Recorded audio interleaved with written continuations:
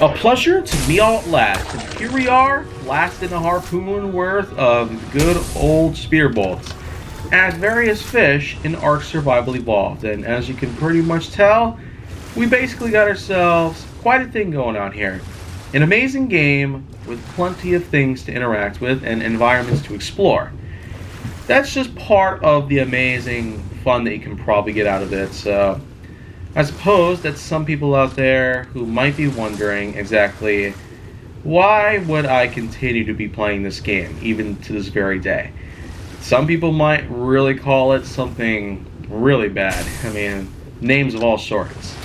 But let's be real here. Has there ever been a time where somebody's ever come around saying Fortnite sucks, Among Us sucks, and then, of course, with everybody who might have various opinions on things like Call of Duty, Minecraft, and Super Mario Brothers, you really gotta wonder. Everybody has a different personality when it comes to this sort of stuff.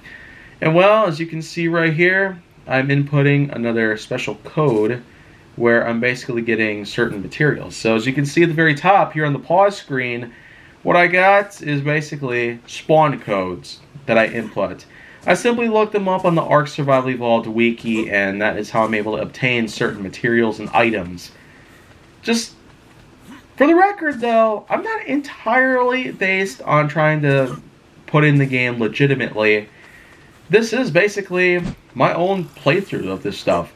I could basically input cheats of any sort and simply beat the game with the best weapons in the shortest amount of time.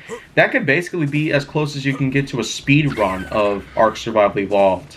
At least with the main story, with the map pack known as the Island. But as you can see here, I'm basically just racing to the obelisk right up above, the blue one, which of course, if you're familiar with the island, this obelisk is the one that'll take you to the Megapithecus boss fight. And there are 4 in total. The island basically has the Megapithecus, which can be spawned with the blue obelisk. The green one has the broodmother Lycerix, which is basically like the queen of the bug land. And then you have the dragon. Essentially, if mythical creatures were to be brought around to life. Basically, an enormous, oversized mutant ape, a giant bug, and a giant dragon. Pretty unique ways to have boss fights, but the way I see it, I find it to be a rather unique setup in terms of how bosses are put together on the basis of gameplay. Because have there been times where you've had a point where you might have had a boss fight with a unique enemy? I could probably mention maybe 15 games off the top of my head, but that'd be a little too easy. Some games, like Dragon Ball Z Kakarot, Resident Evil 2, The Last of Us Part 2, and then with many other titles that we've seen so far, I ultimately have the feeling that at some point in time, some people might come to realize these games are going to be rather handy, innovative to keep us occupied for hours or even days at a time.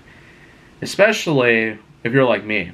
I'm basically blazing through game after game after game as a way of making a living. In basically one of hundreds of different possible ways. Some people might make money from working as a cashier. Some people might sell houses or sell refrigerators or cars. Some people might have money being made on the basis of wearing the finest fashion clothing from various European and American retailers worldwide.